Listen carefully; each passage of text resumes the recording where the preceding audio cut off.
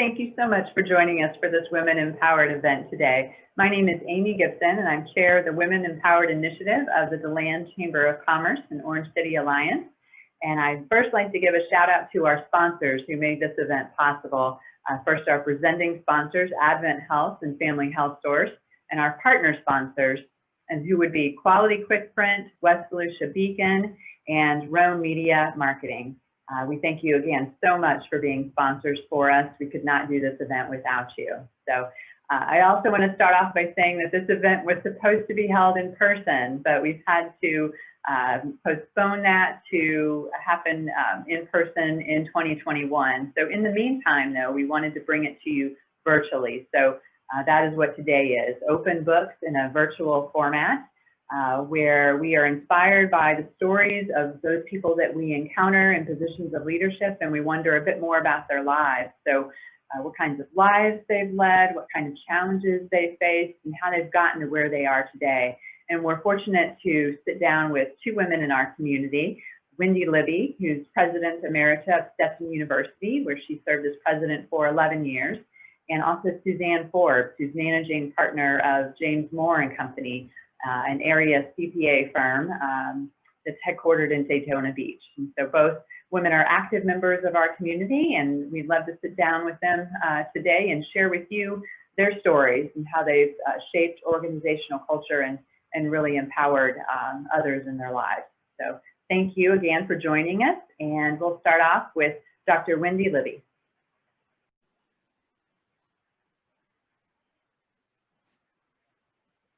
Hi, Wendy. Thank you so much for joining us today with Women Empowered in the Chamber of Commerce. I want to congratulate you on a long career in higher education, very long, successful career at several institutions. And also tell our audience that I've known Wendy Libby for 17 years now. And so I've known in different ways that she has worked with myself and others. I know her to be a disciplined list maker. I know her to be a big picture thinker and a detail-oriented thinker, and that she has lifted people up along the way, both women and men alike. She is a 2007 Athena Award winner for her work empowering women, and she has been a great mentor to me throughout the years, and I've so appreciated her friendship and her mentorship and the ways that you've provided opportunities. So you just retired as president of Stetson University after 11 years, and that happened this summer during COVID. So now it seems to be a great time to kind of reflect on your time in higher ed and at Stetson and in your career. So I want to welcome you, and I'll start with our first question, which is, again, you've had such a long career. And you've projected such an air of confidence throughout the time that I've known you. Have you always known what you're doing? Well, I hope to say that I always know what I'm doing. I have not always known what it is I should be moving toward or where my career is headed. And there have been times doors have closed, and just about that same time other doors have opened. And if you can screw up your courage enough and walk through that door into the unknown, you're much better off in the long run. But as you and I have talked over the years, there clearly can be this imposter syndrome that you feel where you've taken on a job and you're not really sure you're ready for it, or that you have the skills or the instincts for. And it can be a pretty intimidating way to get up every morning and walk in and not really sure that you're competent enough or talented enough for something. And I've been through that, you know. I think everyone, maybe men don't admit it, but I'm convinced we all go through that. It's just some of us have been trained some way early in our life to not believe it. So I had this one instance where I was, it was my first higher education job, where I was sitting there at the Architecture, Art and Planning School at Cornell, responsible for the budget and the human resources work and all our facilities. And I looked at the budget and I realized I had no clue how to do the budget. I had no idea, how to manage the money for these more than 100 people on our payroll. And I just froze, and my stomach started jittering over the next week, and I didn't feel well. And fortunately, um, we, I had people I could reach out to, and I think whenever I've been uncomfortable about whether my skill set was good enough, or whether I could present myself with enough confidence, I've had people I can reach out to who say things to me like, "You can do this. You've always been able to do this." And they've given me enough confidence to just muscle my way through it. Maybe you have to believe in the people who believe in you. Maybe that's it. Yeah, yeah. And I know, one of your mantras, I know, is hire good people and get out of their way. And so it's Absolutely. important to surround yourself with that. Yeah, I learned that from my husband, who was a college president way before I was. And I think it's really true. It brings a great sense of confidence to have people who are skilled around you. And if you can get everyone to be enough of a team that they believe that they're for a greater cause and they can all line up for that vision and cause, then things are a lot easier. You don't have to watch everything they do. You just have to hold them accountable for it in some way. Yeah, yeah. Can you talk about how you help provide opportunities to others and kind of create a culture where it is very empowering and you want to get on board and do your best and be your best self? Uh, well, I'm thankful that you feel that's what I've been doing.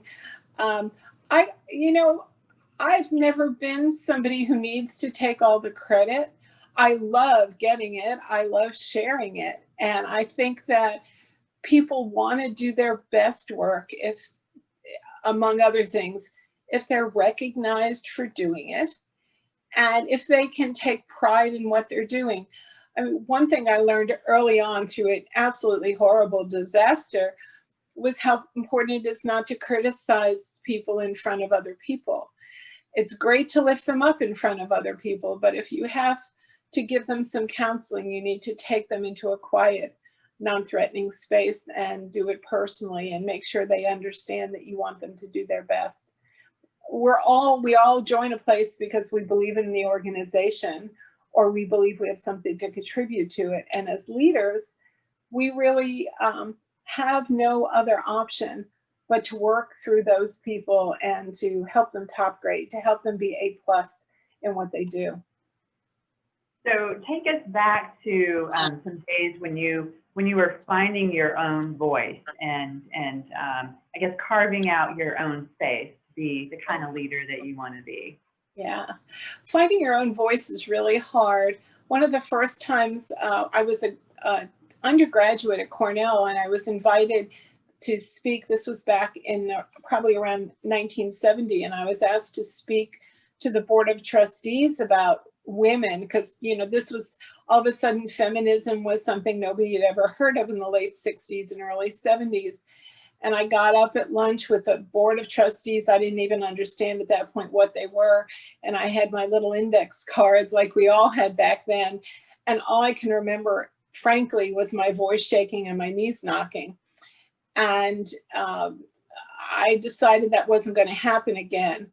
And I was very fortunate years later to meet a leader who knew better than to write out full sentences for a speech. And he always said that if you just had a couple of words on a card that gave you the topics you wanted to cover, and you knew in your heart what the message was, and you knew your topic cold, then you could just look at the word and it would bring enough to your memory that you could just speak. And I think that that's been a really important skill in appearing confident in your topic and in helping people to feel that you're bringing them into the conversation. I don't know if he was a mentor, he was a great leader, but he certainly helped me to understand how to connect. I hope I'm connecting right now, but how to connect when you're talking with people. And I just will say briefly, that 4 years working on the campus radio station as an undergraduate at Cornell was really helpful, because on a radio station, you don't see anybody. I mean, you're just talking into the ether. And it teaches you, as you can undoubtedly tell this afternoon, it teaches you to fill dead air. Yeah, yeah. Can you talk a little bit about, I guess, finding, I guess, meeting expectations and feeling the weight of that and how you rise to the challenge? And, you know, we've talked about authority and responsibility and just kind of rolling up your sleeves and getting things done. That's a way that you've been able to advance in your career. Yeah. I think when it comes to meeting expectations, it's important to have the expectations be maybe, you know, just a little bit beyond what you think you can meet, so you can meet them and exceed them. So setting what an expectation looks like is really important. And with senior leadership, to feel you have to help them have the confidence to know that failure is okay. We're going to try everything we know how to hit this goal and go beyond it, but failure's okay. And we're not going to learn if we don't fail now and then. We haven't gone far enough if we don't fail now and then. So I think it's important to set expectations with the people who are going to work together to meet them, and know that you all have your thumbprint on it. When you talk about rolling up your sleeves together, I just think it's important as a leader for people to see that you're working as hard as they are, that sometimes you're as pained over the outcome, you're as pained over the amount of work as you are exhilarated, that things are just as hard, that you haven't turned it over to a bunch of people and then turned your back on them. When you're part of a team, it doesn't matter where you are in the hierarchy, you're part of the team. And the leader may be responsible for corralling everyone to have a vision together, but cannot then just abandon everybody else. So it's important that people see you work just as hard as they do. Fortunately, in higher education, that's easy because we work all the time. Yes, and that's what I've appreciated you. I appreciated in you, and being a part of your inner team where we do. I mean, it is, you're united in a common goal, and you're working hard. And there have been, you know, several late nights. I can remember some instances and really coming together around that. But also what you talk about with the space to fail, because when you do that, you're risking and you're trying, and you often get better in the process. So I appreciate having had that space with you to be able to do that. Well, you certainly remember when we were working at our prior institution in Missouri, where we had our 10-year accreditation coming up, and we weren't sure if we met any of the responsibilities and requirements, but we knew we had to produce a report and we needed to be honest in it. And it really wasn't even your responsibility to produce, but you waited right in there to do it. And we spent a lot of late nights editing it together, and sometimes separately, and then bringing it together. And it was just a ton of work, but it was for a really important outcome. And how exhilarated, regardless of how tired we were, how exhilarated we felt when we got not only the full accreditation, but no recommendations. So it was a testament to the talent of everyone around us. And how could that not be something that keeps you going? Yeah, sometimes I think it's good for a leader to look exhausted. I don't think we necessarily always have to look like we get along with 3 hours sleep, and our shirts are always starched and our shoes are always shined. I mean, sometimes it's all right to be a little bedraggled and show your teammates that you have had your shoulder to the wheel as much as they have. Yes, yes. And I remember that time where you got up in front of the faculty at the meeting and said that that accreditation work was one of the most important things and proudest things you can cite during your time at Stetson, because it really meant that the organization came together and it was a strong culture, and that that the institution was more than its leader. So, and I think everybody really appreciated that, and it's such an example of how, as a female leader, but as a leader in general, that you made a difference there, and the way that we did that was important. And I think as important examples, you know, for women here in our community and the businesses in our community. So. The example that I drew from was really when we were at Stevens, because Stetson was not in the kind of shreds that we were in Missouri. But I do recall that, and we had a really great outcome at Stetson as well, but we weren't scraping the bottom of the barrel when we had to put it together. I would say also that every now and then showing a little emotion is a really good thing. And whether that is showing carefully curated anger about something, or a tear that's genuine because you're overwhelmed with the quality of the outcome, is a good thing. It just, being human is a good thing when you're a leader. Yeah, and I've seen moments when you've been tough and you've gotten after it and you fought for something that you believed in and felt was the right thing to say, and you're very eloquent in your remarks. And I have seen you in vulnerable moments, and moments where you just approach it with a lot of heart. And so I think those are two very important ways to approach situations. Yeah. I would add to that your audience is an important part when you're leading. So not just your peers, or I shouldn't say peers, your colleagues, but the audience that you are then talking about outcomes to. So it's one thing to talk to students, and it's another thing entirely to talk to your faculty and staff. And at a university, you're always trying to model good leadership for your students, because you may be one of the few people that they know personally who's also in a leadership role. And so I've always taken special care when I've talked to students in an instance where there's been a shooting, for example, and like the Newtown shooting in Connecticut a decade ago, or something where, you know, students haven't yet come to grips with what's going on. I mean, obviously neither have adults, but students are especially vulnerable, and you have to help them see a vision or a sanity around something horrible.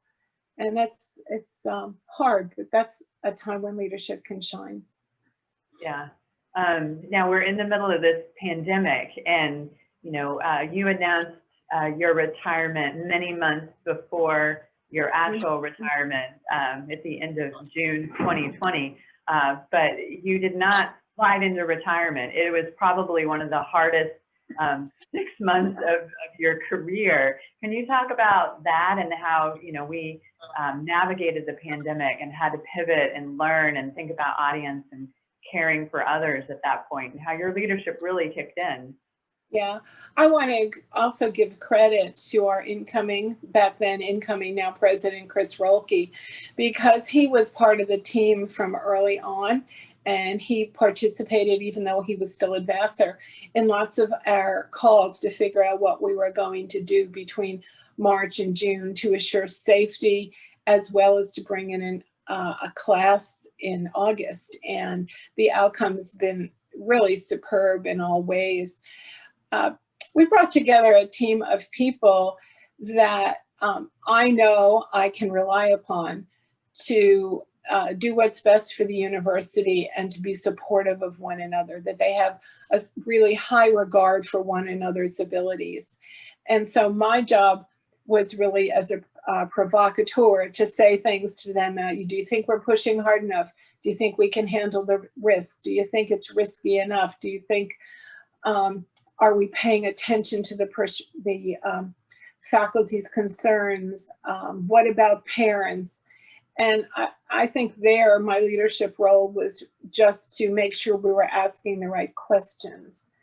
And at the same time, we would meet on occasion by phone with our board of trustees to keep them involved, but they have always recognized that the president is the leader. And so we were testing with them the choices we were making. Rarely, probably not at all, were they overruling anything that we were doing. But as the people who have the fiduciary responsibility of the university, they had to be brought along. That was really hard. You know, I wasn't thinking of sliding into retirement, but I wasn't thinking of working sort of double time before I was able to finally sign off. I ran into someone at the grocery store yesterday who wanted to discuss with me once again how I didn't have the normal retirement celebrations and galas and, you know, people getting a chance to tell me that they were pleased with how things had gone. And I'm really over that. It was very nice, but I have a sense of peace about the work that we all did together for the 11 years here at Stetson, the financial strength that we brought that enabled us to weather the situation that private colleges all over the country are facing, with many of them much less successfully. And I was just talking to somebody on the phone yesterday. I had called her to say happy birthday, a former employee of the university, who reminded me that the reason we're strong right now is because we've spent a decade making good decisions. So I don't need a goodbye party. I feel perfectly comfortable that I have been satisfactorily lauded. Yeah, and yes, congratulations to you for that. And definitely feel the work that's been done over the past decade has really put Stetson in a good position. And that was a nice nod to our new president as well, who I know from working with him the past several months is very interested in diversity of leadership and empowering others as well. So I think you know you ended off Stetson in good shape for the next 10 years. So. Yeah, absolutely. And it'll be, for all of you who are part of the chamber, you'll enjoy meeting him. He's incredibly gracious and witty and charming and super smart. So I look forward to you having that chance. Is there anything else you want to talk about on the topic of women and leadership and learning? We will make available, you know, to our viewers the opportunity to ask questions of their own and then get some response from you and Suzanne Forbes as well. But any parting words, Wendy? Mm-hmm. Well, of course, I do want to thank you, Amy, for being not only my colleague, but my friend for 17 plus at this point years, because you know that we've on occasion had to pick one another off the floor over something. And I think that's when all is said and done, when you're done with the work of your lifetime, it's really the people that have made a difference. And when you're in retirement, you need to, at least I'll speak for myself, which is I need to keep up relationships with those people, to keep my brain working, to keep feeling like I can contribute. And you've certainly been always there for me, so thank you. The other thing I guess I would close with is to say that for me, the idea of women's leadership or women's empowerment has always been kind of a strange one to me. I've never thought that I was any different than this was any different than men's leadership or men's empowerment. And I was thinking earlier today how lucky I am to be a woman. I got lots of awards for women's leadership. Men don't get awards for men's leadership. So, you know, maybe we really do have something there that men haven't figured out yet. But I'd like to think that leadership is leadership and we all learn from each other. And maybe it is just that women have less self-consciousness about it. And and ought to feel their presence and feel their strength, and because that's what men do. You know, so many of them come to the table all pumped up. Maybe we don't come up pumped up enough, but leadership is really leadership, and that's what we all ought to be training ourselves to be, is a leader regardless of gender. Well, thank you for being a leader and a mentor in my own life and for the DeLand community as well. So thank you again, Wendy. My pleasure.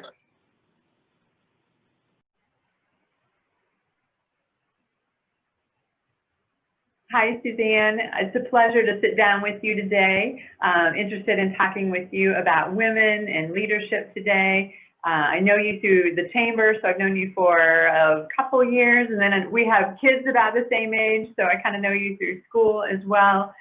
We chatted earlier this week, Suzanne and I did, on the topic of women in leadership, and I'm excited to have her join us today.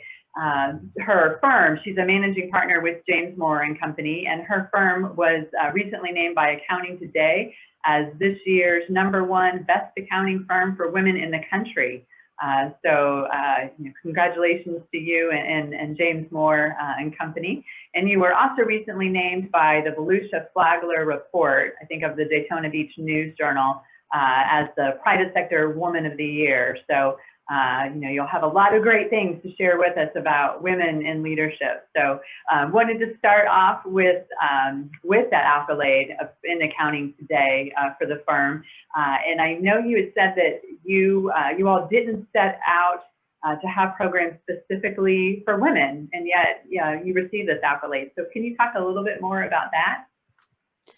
Yes, well, thank you. I'm happy to be here and today, and looking forward to our conversation. And it was quite an honor to be named by the Accounting Today magazine as the best firm for women in the country.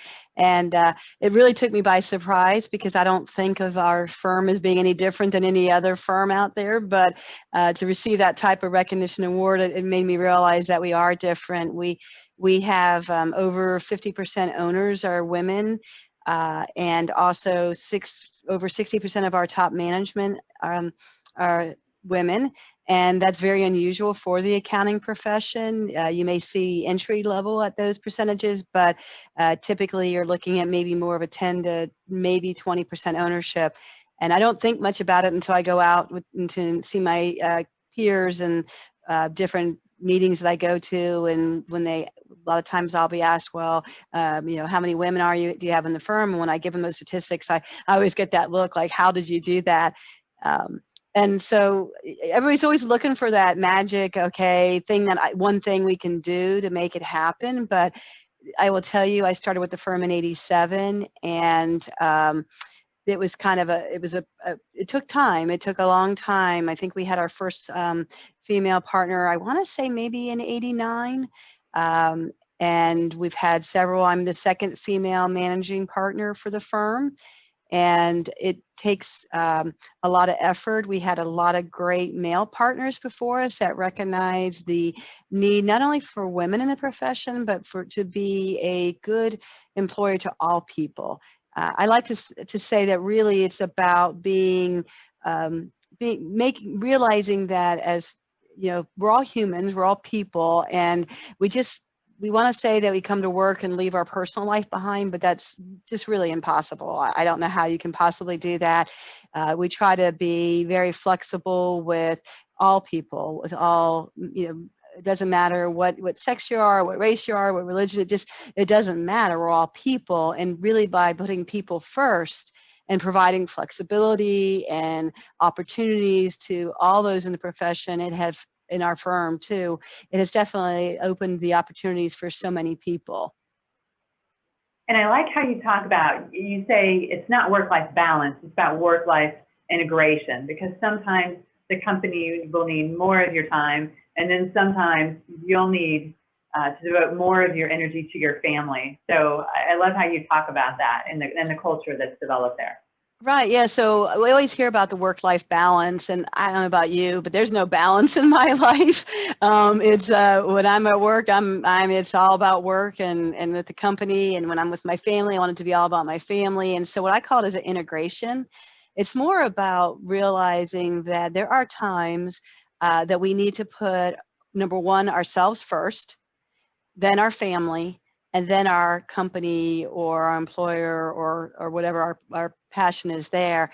And if you think, for some people to say, oh, you always have to put the firm first, I think that's the wrong answer. I don't think that's true, because if you're not happy and satisfied in what you're doing in your personal life and individually or with your family or anything outside that, you can't be a good team member, a good supervisor, a good client server, or any of those type of things, when if you have that going on in your personal life. And it's really really important to us to make sure that there's some integration. And what we talk about is that when we allow time, and I tell people, listen, you need to put your family first. This is really important. People know I put it on my schedule. My daughter's birthday is coming up next Friday. My schedule is blocked out to spend the day with her because she's a freshman at college. I don't know how many more years I'm going to be able to get to spend with her on her birthday. And it's really important. I want people to know how important that is, and that it's okay. You need to set that first, because there's going to be other times when I need to put the firm first. There's a deadline. We're a very deadline-driven company, just tax laws and deadlines for audits and all of the different things that we have to do. And there are times when I need to be able to ask employees, I need you to put us first this time. I need you to work late. I need you to, dedicate your weekend or whatever we need to do. But if we don't ever allow them to make sure that they set their family first, it's not fair to ask for that, for us to ask them to put the firm first. And I think it's really important. So I call it an integration. I think we've been integrated more in our lives the last 7 months, when we've zoomed into people's homes and you hear their kids in the background or the dog barking, or, all these different things that are going on in our lives. And we've had to adjust schedules so that kids, parents can homeschool in the morning or take care of an elderly person or work remotely. It has absolutely been an integration of what's going on in our personal lives as well as what's going on in the business. And I think to be a true first-class employer, you have to recognize that, and you have to live it, and you have to say it's okay. I go back, I remember years and years ago, we had hired somebody, her name was Gina, and she was getting ready to start with us, and she accepted our job offer, and her mother was very sick with cancer, died shortly thereafter. She was supposed to start with us. I don't know, maybe November 1st. And I remember her calling, being really upset. I don't think I can start. I need, my mother's very sick. And I said to her, listen, you need to tend to your family first, because this is more important. This job will be there when you're ready, and you need to put your family first. And when you start with us, the fact that you miss a month or 2 months from your start date, does it make a difference? I always like to say, in 5 years, is it going to make a difference? Stop sweating it. If it's not going to make a difference in 5 years, it doesn't matter. And she was with us for probably 15 years, and her and I are still good friends. And she always comments about that, how she stressed about calling us when she had this very traumatic thing going on in her life and needed to put her family first. And that was most important. And even from day one, before she even started with us, we expressed the fact that was number one, that was most important, was to her to tend to her family. And when she was ready to start, we would be here. And in doing that, like you said, that you recruited and developed a really loyal employee for a very long time because of that culture and mentality. Yes. So that's really cool. And you all are modeling that at every level. I mean, taking the time for your family is something that your managing partners, your senior executives in the company are doing, as well as your newly hired and people from all walks of life, right? Yeah, it's really important, and it's for everybody. And we even talk about years ago when I started with the firm, late 80s, because I kid everybody that I was 5 when I started, right? And so it used to be okay, for example, for a woman to leave to go take their child to the doctors. But if a male employee was going to leave to take their child to the doctor, they would be looked at like, well, why are you doing this? Isn't this your wife's responsibility? And, it was almost a double standard in some ways. And that's changed completely now. I mean, now it doesn't matter who you are, you need to tend to your family, you need to tend to yourself. It has to be most important. And it's throughout all levels of the firm. For example, when COVID hit, we pretty much went 95% remote. We have a couple employees that their position, maybe they are receiving the mail and doing filing and scanning and doing those things, that maybe their position didn't immediately lead to it, but they were a high-risk employee or had family members at high risk, and they really didn't want to be in the office at first. So we moved things around. We made sure that they had the same opportunity, that there were things that they could do remotely out of the office, and shift some work from somebody else that was fine with being in the office, and they could do those things. So we really try to spread that out and make sure that it's not just certain people that get that privilege or that opportunity. It has to be throughout the firm, and being able to allow everybody to have that, to empower them to do what's best for them first. And by doing that, but what's best for them first, you do have loyal, long-term employees. Many of our employees our partners, our owners now with the firm. I started with the firm. Others, Stetson hired me coming from, I was still finishing in my master's degree, and, became an owner with the firm and grew through the firm. I mean, those are, when you can do that, when you can give that opportunity to people, it's so amazing and it's so rewarding. And I think, and in the same token, we have people that say, I don't want to become an owner in the firm, or I'm very happy in this position. And so we have roles for them. We have a director role that is somebody that doesn't want to become an owner of the firm. It's not an up or out. It's not, well, if you don't fit this mold, it's you don't have a place. I think I might have told you, we call it like, standard customization. It's, customized with some standards, so it's a little bit of an oxymoron, but there is an opportunity to be able to say, what do you want out of your career? How does it integrate with your life at different points in your life and times, and how do we make that work? And I think that's really critical, and to give people the power to be able to do that, to make sure that's okay. They understand that that's okay. Now, what would you say to other, certainly leaders in other organizations, whether they're Central Florida or whether they're in your industry nationwide, but also to people who work not in the leadership capacity in those firms and may not have enough leverage to make the change? But what would you say to them in terms of how you help to bring about the kind of culture like you've got at James Moore that is helpful in terms of the productivity of the company, but also in just the loyalty of the workforce? Because with that, you probably have less turnover as well. Right. And I think I've heard statistics on turnover that, I mean, we monitor our turnover. We really look at that. We look at what we call voluntary turnover, people that leave voluntarily, and involuntary turnover that maybe we didn't make a right hiring decision in the beginning. And we constantly evaluate that, because in our profession, it's probably about 6 months of a salary investment to bring people up to our culture, our training, our technical knowledge, our systems, our processes. Turnover is very expensive. I've heard on the lower end 3 months. So 3 months worth of salary is what it costs, and anywhere from 3 months to a year. We tend to look at around a 6 month mark. So to the extent that you can reduce turnover and have opportunities for people to find their careers and their jobs or whatever they're doing rewarding, it's going to make it makes for a better workplace for everybody. And I think that's really, and so much of that, I think, thrives on flexibility. If we didn't learn anything over the last 7 months, is to be flexible, to embrace change as much as we may not like it, but it's to be able to be to embrace those changes and flexibility. And really, I would recommend, if you're not in a position of leadership, if you're in a position of leadership, try to think about how can you bring flexibility and opportunities, things that you don't normally think about, to your company. And if you're not in those positions, I always use the quote that life is 20% what happens to you and 80% how you respond. So think about your response. That's where you're empowered. You have the power you may not have the power to control what happens to you always, but you do have the power to control how you respond. And that response, meaning being able to look at options, think about what's going to be best for you and what's best for your family, talk to your employer. I mean, most employers, they want you to be happy. They don't want that cost of turnover. If there's a way to be able to make something work, with some flexibility, you have to be flexible on both sides. It's got to be a win-win.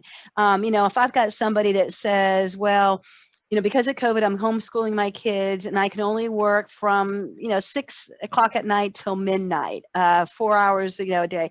Okay, well, but they had to be highly supervised because they're not going to be, and they want to be able to do really complex work that requires a lot of supervision. Well, that might be an unreasonable, request, because I'm not going to be able to have, now I've got to request a supervisor work from 6 o'clock till midnight every night and, supervise them. But if they're willing to maybe accommodate do different work that they don't need supervision on, maybe that's going to be something that we can do. So you have to, and is it a long-term issue? Is it short-term? You really have to communicate and talk it out.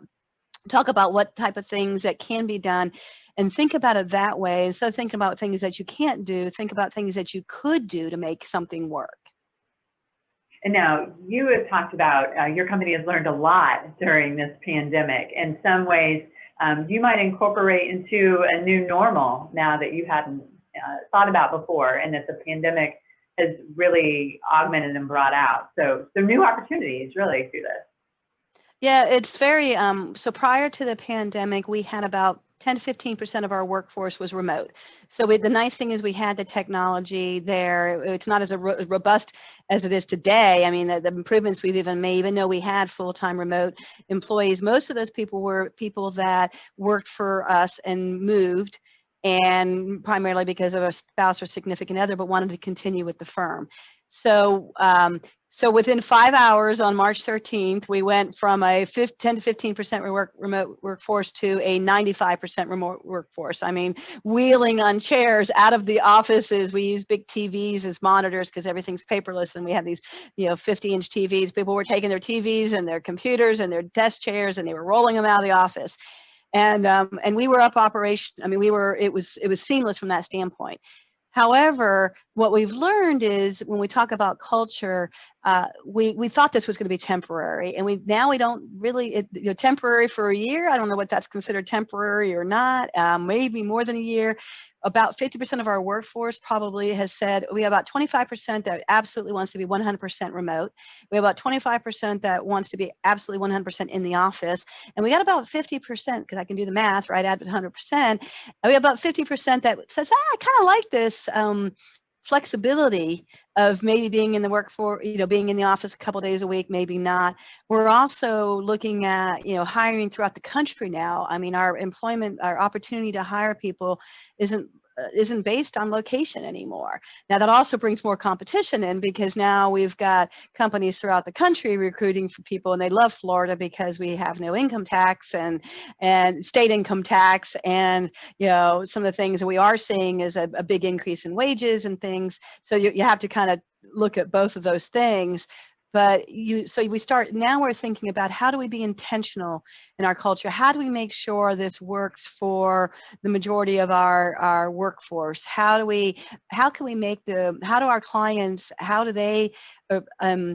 are they adjusting to Zoom meetings or screen sharing? I mean, I've delivered more tax returns and financial statements screen sharing with a client, and they can see everything I'm doing, and we can talk about things. I can change it on the fly. And I mean, they actually really like it. In some ways, instead of just having a phone conversation and having a video chat, and we really encourage that with all our clients. I mean, I FaceTime with clients. I'm like, if you got an iPhone, I'll FaceTime with you, just to have that visual to see people. So those are all things I think that we're going to see for a long time. And I'm the cautious optimistic that we're going to our work, some professions, not all, but in some companies, you're going to see that become part of the norm for forever. It's going to change some of the way that we've done things in the past forever. And I think in many ways to the better. I think we can make it to the better. Yeah, I would agree too, that we have seen a lot of value in my organization as well, and things that I'll continue to do, post-COVID. So, and one of the challenges I think with this pandemic is that we have been working from home. So you have to find new ways to still stay unified as a team. And there was one thing that you said, and I want to cover this before we wrap up today, and that is about this idea of mentorship. People in the same boat. So it's along the lines of bringing your full self to work, and it's almost like even as a mentor-mentee, there's that kind of relationship, but there's also just a colleagueship, if you will, just a shared commonalities between colleagues that can really help strengthen a team. So can you talk a little bit about that before we go? Yeah, like one of the things we did when, we were having little side one-on-one conversations with parents trying to make decisions about schooling, what they're going to do with their kids. And so we actually scheduled a monthly parent hour talk. Come tell us about what your experiences have been. What are you struggling with? How are you homeschooling? Are you sending them to brick and mortar? We had people that had their children in daycare during the pandemic, and they had shared how, when their kids first entered daycare when they were little, they were always sick, but whatever they were doing, their kids hadn't even been sick with a cold, and just some of the things. And so, and if nothing else, to know that the decisions aren't wrong or right, they're just different. And we shared experiences with each other so that we all knew, okay, well, so-and-so is dealing with the same thing. They have a younger child, they're homeschooling, or they have a high school senior. I had a senior last year, and how the senior year ended, or we have the seniors this year, and what are they doing? What are they trying to do to make that special for those kids because of some things that aren't happening, or kids that are going from middle school to elementary school. So there's an example where we brought in, your home life, but we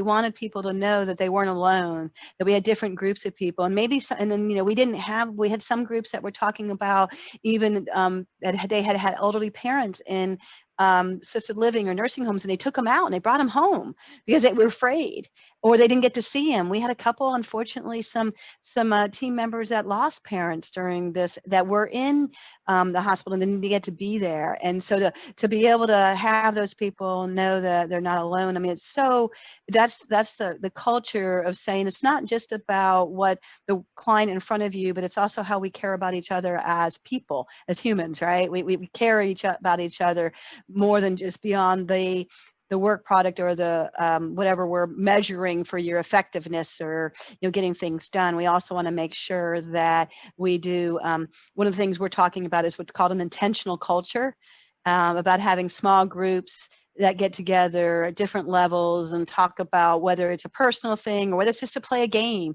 The 15 minutes in the kitchen, in the water cooler, or the wherever in the hallways, it's not happening. So we need to be intentional about making that happen. And I love these ideas, and I love that we're talking about this at Women Empowered, because sometimes we think about these things as being a women realm, but really it's about culture and about how we, men and women, can make it work together. So I love that you're bringing this up and that it's so intentional. Any parting words for us? Now, what we've said is that our audience can ask questions even as they watch this pre-recorded message, and that you and Wendy would be available to answer and respond. But any last words before we go? Yeah, there's so many great things that we can think about, but I think, really my biggest takeaway is for our audience is to think about things that you do have control in. And I do think that is the response. That's what empowers you. It gives you, when all of, just what we went through, when you felt like with COVID and you didn't have control over things, I felt like that. And then I had to sit back and think about, okay, what do I have control over? And that empowers me to make those decisions on things I do have control over. And it's hard. Sometimes you get lost on all the things that you can't control. But if you focus back on, like I I said, life's 20% what happens to you, 80% how you respond. Think about your response and how those responses can empower you, your organization, your personal life, your family, all of those things that we're all trying to integrate into our world today. And I think that's the biggest takeaway, that if you can think of one thing when you go to respond to somebody, think and say, okay, what can I do when somebody comes to me and says, this process doesn't work, then I'll say, okay, what do you think? Give me some ideas on what we can do. Let's brainstorm on. Don't just tell me it doesn't work, but give me some ideas on what you think would work better. And that's where you feel empowered. Yes. Well, thank you so much. We really appreciate it, Suzanne. And those are great lessons anytime in our lives, but especially in 2020. So absolutely. Thank you again. Take care. Well, thank you. Enjoyed very much talking with you. You too. Bye now.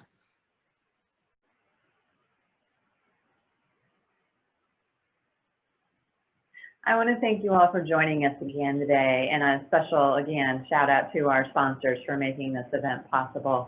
It's very important to us at Women Empowered and at the Chamber that we are a resource for women and men in this community to make it stronger than ever. It's been a really challenging year, so I hope this message brings you some helpful tips, or if anything, just a feeling that we're in this together as we wind down the year.